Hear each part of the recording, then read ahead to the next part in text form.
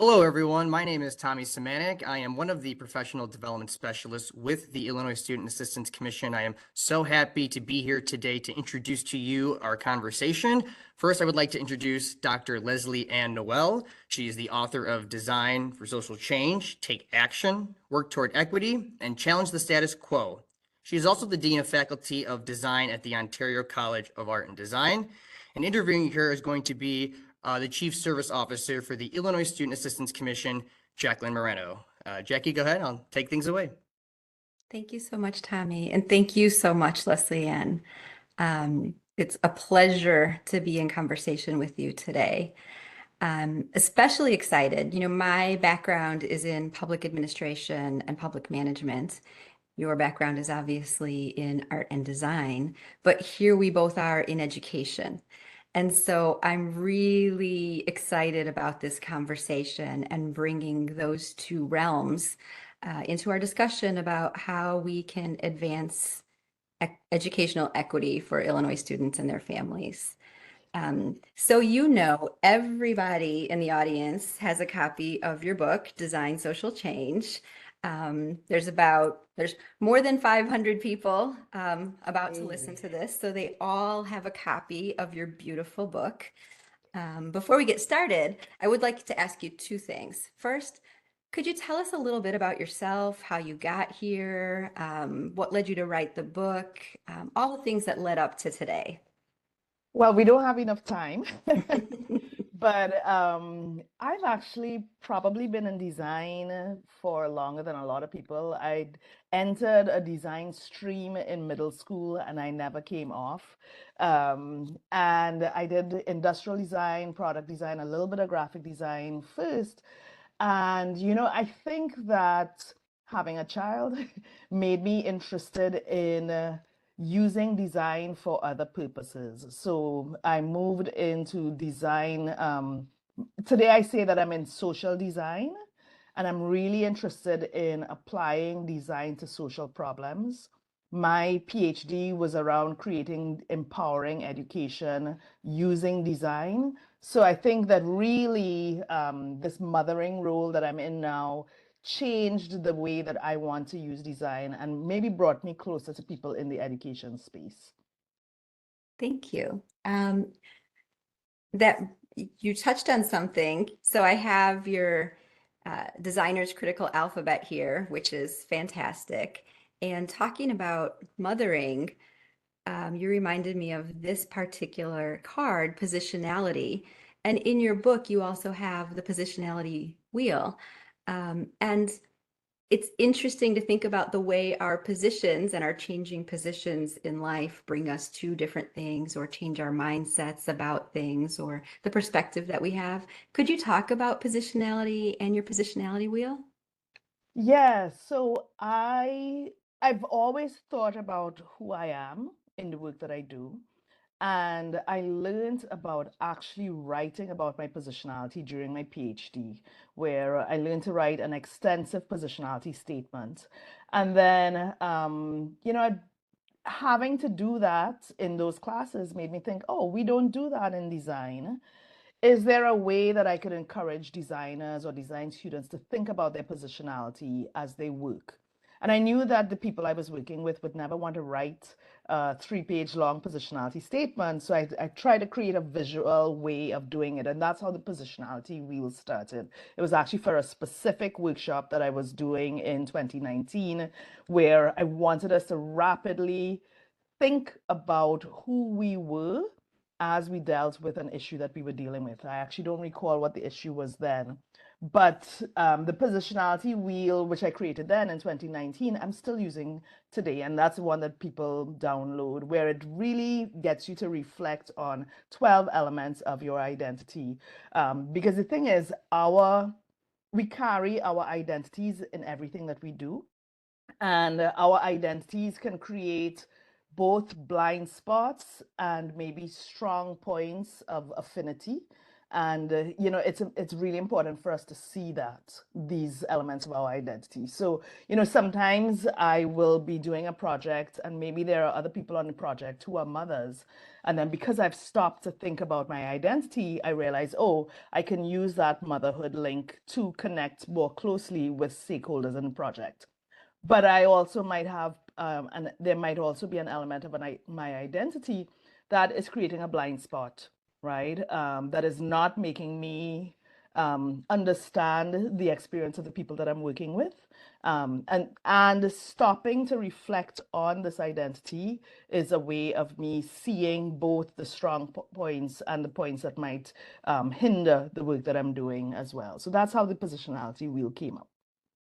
Well, and you raised an excellent point for this group especially, right? So everybody here today, this is we call this conference our College Changes Everything Conference. And our guiding questions for today are whether you can have educational equity without community health, and whether you can have community health without educational equity, and sort of the intersection of those policy areas. But and so everyone in the audience, they're here because they believe in creating educational equity and improving our system. But one of the places that I think we frequently have blind spots, and since you're in education too, maybe you can talk about this and whether you've experienced this. No matter what our criticisms are of our education system, it worked for all of us. All of us are degree holding people in this room. And so we can be as radical in our ideas as we want, but we're still different. We're still very different than the students we are trying to design for, because the system, however flawed, worked for us. Yeah, I'm thinking about that in a related way, maybe slightly different. I thought you were going in a slightly different direction. But yes, you're right. We have benefited from this education system, and that sometimes might prevent us from seeing where other people can't advance. And in my own research, I've had to learn to maybe undo the way I think about language, for example, or I have to, really force myself to think, okay, where is the difference in education and difference in education experience that I've received and the people that I might be working with? What is the difference in the education that they have received, and how can we create a better experience for everyone? So I've learned to recognize the expertise of the people that I'm working with, regardless of whether they have PhD-X or, we all carry different expertise, lived experience, learned experience. We all carry different types of expertise in the work that we're doing, and we have to respect that. I think, we try that.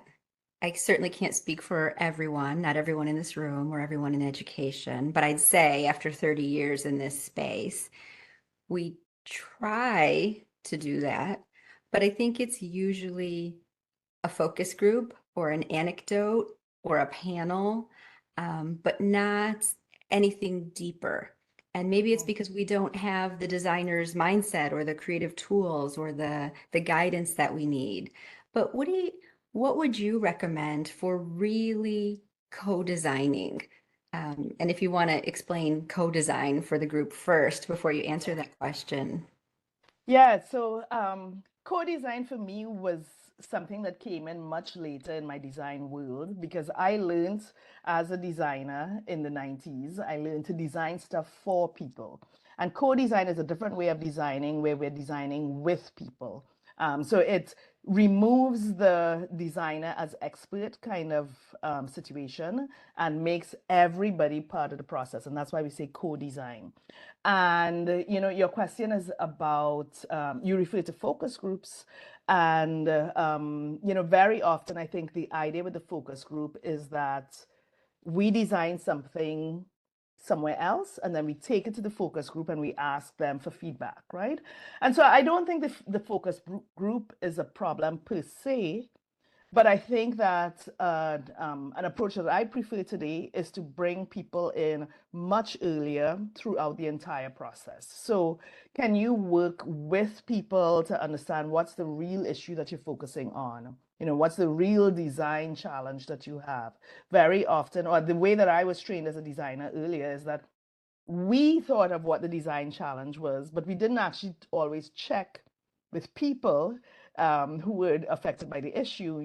Is this really the design issue that we need to be focusing on? So we can bring people in much earlier when we're trying to understand the issue and we get feedback from them. When we create the design brief or the design problem we want to focus on and we get feedback from them, the co-design part, we can design new solutions together.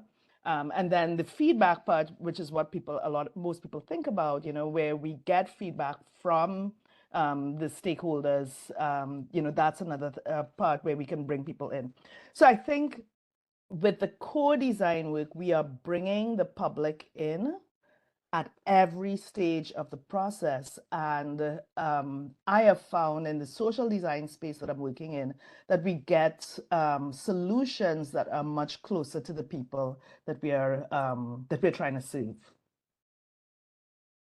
The system that we keep referencing, the system isn't broken. The system functions the way the system was designed to function. Mhm. Our system, simply historically, our system wasn't designed to serve everyone and to serve in the way that people today and students and families and communities today need to be served. In your book, you talk about a couple of things that are relevant to that idea. Well, everything is relevant to that issue, but you talk about incremental change versus sort of the concept of abolition and starting over. How can we do both? Obviously, this is a huge, huge system we're talking about.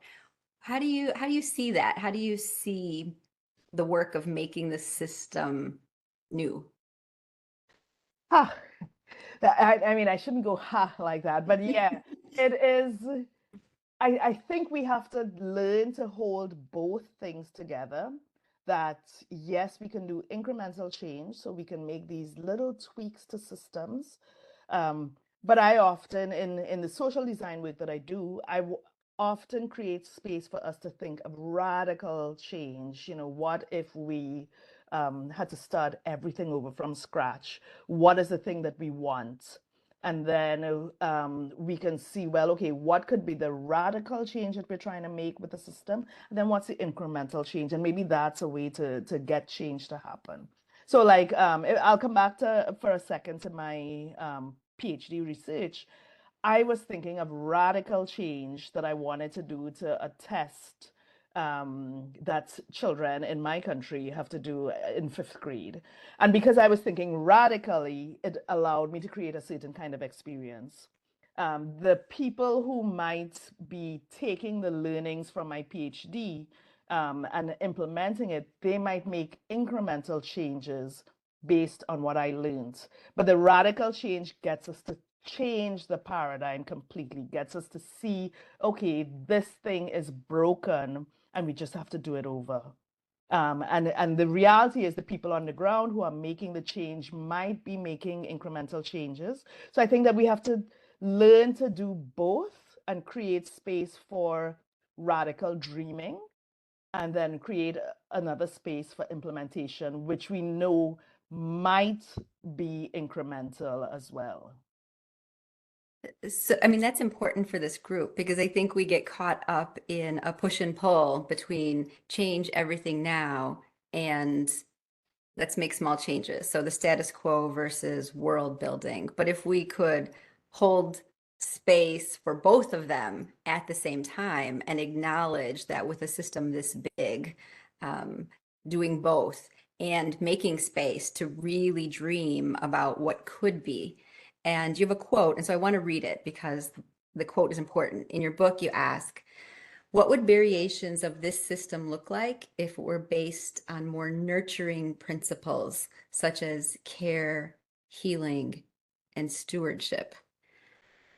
we have been talking this year about community health, the health of students, the mental health of students, and we've tried to reframe school as a student's educational or academic home. And that's a very different way of thinking about what we should be doing in someone's educational home. How can we build a system that's designed to care for students? I know you don't have the answer to all of that, but where would you start with attacking that question?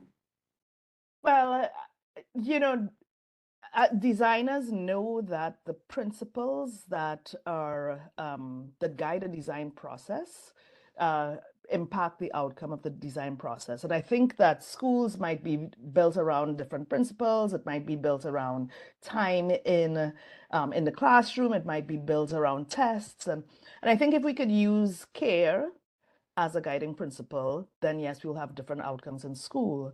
You know, if I think about care as a guiding principle, I am thinking about creating space for the students' knowledge and expertise, creating space for their parents' knowledge and expertise. I'm thinking about the trauma that they might be carrying with them. It's a different kind of classroom experience that we would create if we center care and thriving in that classroom experience. And so I think that the way the classroom is designed would change radically if we put that kind of principle up front. The teacher as the expert certainly would be decentered, and then the student will become the expert. And we have to know that as I said, it's a different kind of experience that will happen in the end, but it will then lead to maybe thriving futures for these students as they get more confident in their own expertise and knowledge and can bring them into the classroom space. So last year we opened this conference and we talked about um, design for the first time in this conference. And I mentioned at the beginning of this, my background is in public management, and there's a professor from the London School of Economics who says that public administration is a design-oriented profession. That as public administrators, we do two things. We design things and we decide things, and we make decisions about design, and we design decisions, but it's designing and deciding. Mhm. And I think a lot of people in the room probably don't consider themselves designers. But if we say that public administration is a design-oriented profession, and if everyone in this room, even if they're not in a public sector organization, they still are intersecting with public organizations and they're still supporting a public good, which is education. Mhm. So, I'd like to help people get more comfortable with the idea of being designers. And so you open your book with a piece about the world building quality of design, which I think we're talking about here. That's sort of what we've been talking about. But then you also talk about critical awareness. How, how can people start to build, what do you mean by critical awareness? And how can people Mhm. start to build that, knowing that we'd like to get more of a designer mindset? What advice do you have or tips for people in this room today? So the first, or maybe the key advice is question everything. Question assumptions, question your assumptions, question information that is given to you. Because building a critical awareness of the world requires you to understand that the world is not just as it's presented, that we question it, we happen to the world, we can mold the world around us, and that involves us asking a lot of questions. I would also encourage people to seek diverse perspectives so that they can have a better and deeper understanding of the world, and so that they can figure out which communities they can work with to change the world that we're in. And then, engaging these different viewpoints, these diverse perspectives, that gets us into the third big idea of the book of envisioning equitable futures. So, question the world around us, question the assumptions, figure out what are the various perspectives in the world around us, engage with other communities, and then envision these brighter futures for everyone. Envisioning equitable futures. I mean, it's what we're trying to do in this conference. It's the main, the most, I mean, it's the heart of the book. Part of what we have to do, I think, to be able to do that is to be able to share power, give up some power. And you have an exercise in the book, a very, it's a small exercise. I think just saying that makes people uncomfortable sometimes. Mhm. We've got this complex system and we've got educational hierarchy and administrative hierarchy. Um, what are ways to what are some simple ways to think about sharing power? What do you mean? Can you talk about that part of your book a little bit? And what are some tips for this group? So we have to become comfortable with the idea that, well, power sharing means literally thinking about how did you move the power from yourself to somebody else. We don't need to hold all of the power in a situation, and so power sharing can involve, like in education, can involve certainly turning over some of the power to students so that students have some input in the content that's discussed in a classroom. It could be sharing some of this power with parents as well. I actually did a workshop where the start of the workshop, the pre-workshop activities involved meeting with parents to co-design some of the discussion points, as well as meeting with students to also co-design discussion points. And another power sharing activity that I do in some of my classes is have students um, develop a list of materials for the next semester so that they are thinking about the content for the next group of students. And that is me giving up some of my power in the education process. And I don't lose, that's something that we have to think about. It's not that kind of zero-sum game where we lose out because we've given up power. Actually, we get more engagement from students, we get more engagement from community members when we learn to share some of the decision making in the educational experience with them.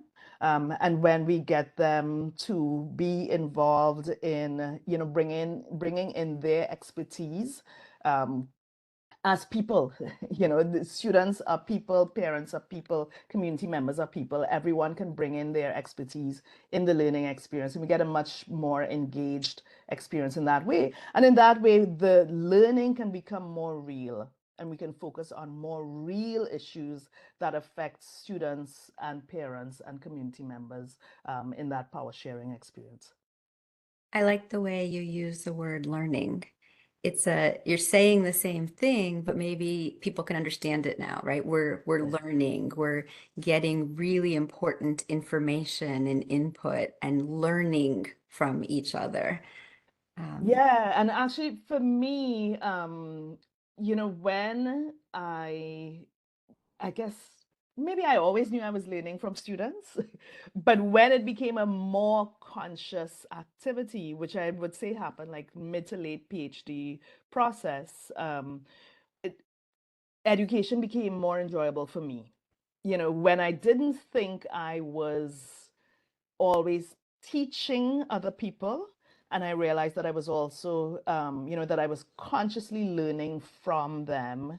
It really became a much more enjoyable experience for me as the educator. And I'm sure for the students as well, as participants in the education, that we were learning from each other as we did the work together. And I wasn't necessarily the expert as the design professor. I was just a coach guiding a process, and we learned together as we went through the week. This is absolutely not on our list of questions, but you mentioned this at the beginning when we're talking about identities and positions and power and things that have changed how we look at the world. For me, there's no better example than being a parent, being a mother. There's nothing that can more profoundly teach me that I am not an expert on almost anything. But to realize how much I can learn Yeah. from people who are younger than me, who have less power than me, who have fewer experiences in the world. Mhm. So often in education, we think of us and them, students and not students, people with a degree and without a degree. Mhm. But maybe if we brought more of our other identities to the table when we were thinking about these things, I'm sure as a mother, you have similar experiences, right?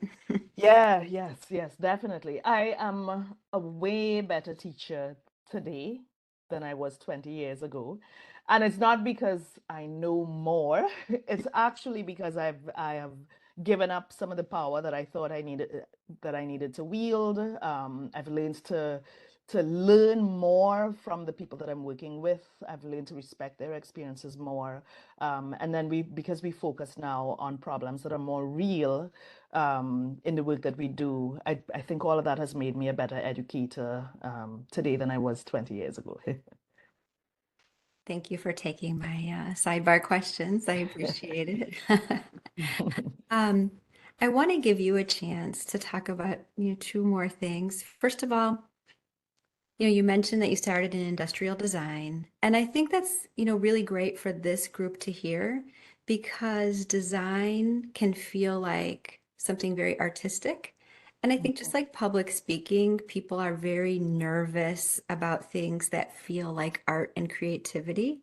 And maybe sometimes people reject art and creativity because it's easier than saying it makes them nervous and uncomfortable. Mhm. Um, and I think because you're an industrial designer, I mean, there's art to it, but it's a lot like designing what we're trying to design here Mhm. as educators. Can you talk about that a little bit? Oh, wow. You mean the fact that we all design? Uh, And the non stereotypical artistic pieces of it. The pieces, because you started in industrial design, yes. what did you bring to it that isn't just making pretty things? Oh gosh, yes. Well, yeah, anytime we use that word design, um, maybe 30 years ago it might have just been about making things pretty. It never was, but Mhm. maybe people Right. could have gotten away with saying design was about making things Hmm. pretty. But really, design is about asking a lot of questions, learning to listen, learning to interpret the information that we get from people and then turning that into something, right? So I think all designers go through that process where we take some information, we process that information, we propose some solutions, and then we get feedback on those solutions, and then maybe we launch a product. And it doesn't matter if we're in jewelry design or fashion design or furniture design or policy design or law, or that we actually are all using these same skills. So all of us are designers, and some of us maybe do it more.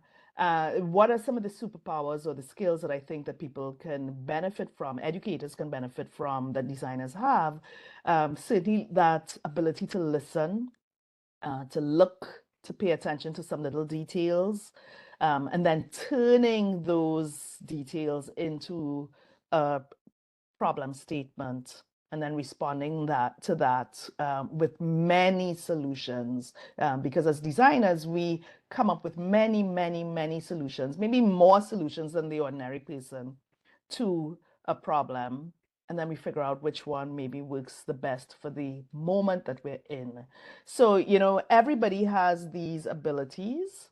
Everyone can practice these abilities, and we can bring these abilities to many different things. So I started off, yes, in furniture and products, but today I really enjoy using these skills and looking at.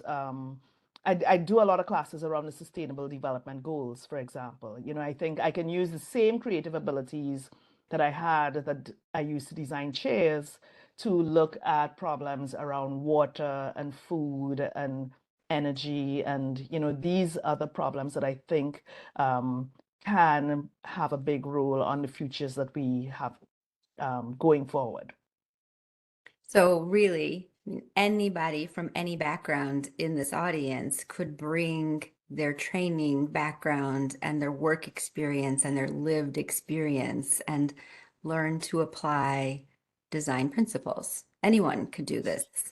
And I don't mean anyone off the street can be a designer like you are, but we can all incorporate more of this designer mindset into our problem solving. Yes, definitely, definitely. And I would say that we all had it. Since this is an education conference, we can talk about that. Mhm. We all had design abilities, and what happens is as we move through the education system, we become less and less creative. We become less and less able to make um, a wide range of solutions to problems. Elementary school kids are very creative, but by the time the education system has finished with us, maybe we've lost it.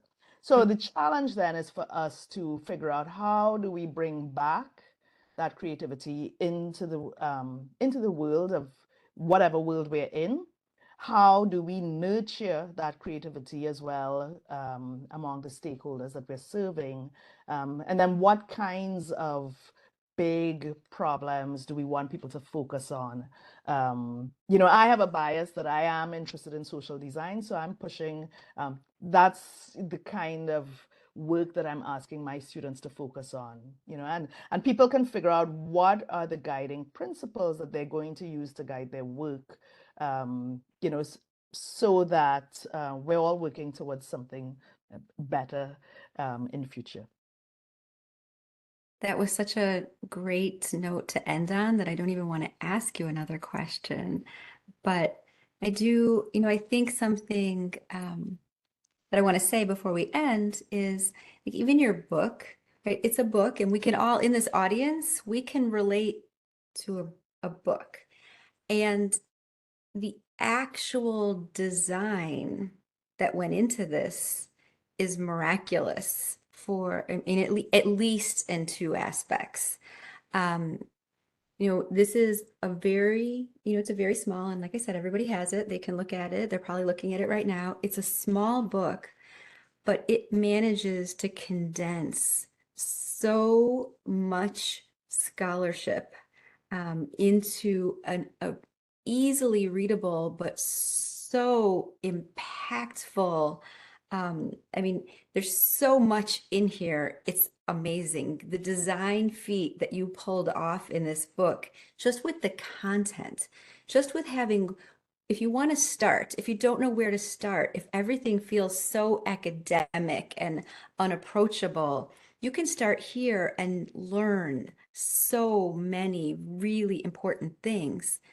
And then at the same time, the feeling that this book evokes, there is an art and design, like you feel something different while you just look at it, and it's part of the experience. I would love for the audience to hear about what you were thinking about. What did you feel like evoking when you put together the gorgeous layout of this book? I mean, it's a beautiful book. Okay, so there are a few threads in the Hmm. book. At the same time, I was writing for my son, he's 16 now. He might have been 14 when I was working on it. And my mother, who is 78 now, she might have been about 75, 76 when I was working on it. And I said, I want a book that both of them can read and that both of them will read and think that they want to take action. So I didn't want it to be an academic book. It actually is a book based on my PhD research, but I didn't want it to be that kind of book. So I said, okay, what is the thing that, the way that I can communicate with them? And I thought, well, oh, maybe both of them would try cooking. So there's a cookbook metaphor throughout the book. And the idea is the idea about the cookbook metaphor was really, again, how could I make this just easy and approachable so that they would pick up a recipe, open it, read it, try something out. If the thing worked, great. If it didn't work, they would try it again. And that was the idea for the book. So, as you're reading the book, you will get the cookbook theme. You'll see that my editor, Jennifer, and I worked really hard on the language to make sure that both a 15-year-old child and an 80-year-old grandmother could be able to read it. And then we wanted people to feel like they could move into action. And so, that's why there are these little exercises and your turn and, things for people to fill out in the book. So it's actually is a bit of an activity book, and we wanted that in the book as well. And then you're also talking about, the beauty of the book. People will hear from my accent that, okay, I'm from the Caribbean. I wanted this design book to not look like an ordinary design book as well. I'm from a very, very colorful world, and I wanted that energy and vibrancy and life throughout the book. So it was a fun book to work on. All of the books in the series, because it is part of a series, all of the books are a lot of fun. And I'm very, very actually, I'm very thankful for the space that I was offered by the D School to create this book. It was a very enjoyable experience, and it was a great challenge to think about how could we move design away from designers and academics and bring it out to anybody in the whole world. And this is something that I'm very passionate about, designing the world that we live in. So I'm glad that we were able to pull it all together, and that people have responded well to it, and I hope that your audience responds well to it. And I encourage people to actually reach out to me if they want to. I am surprisingly responsive on social media, so feel free to reach out to me, and let me know what you thought about the book. Thank you so much, Leslie Ann. I appreciate you. I think your book is amazing. I think your book is world-changing, world-building. My 14 and 16-year-old children did both read it. I'll have to have my mom read it. That'll be a test, but you hit it out of the park. It's beautiful. I appreciate you taking the time to talk with us today. And thank you so much. Thank you so much for the invitation.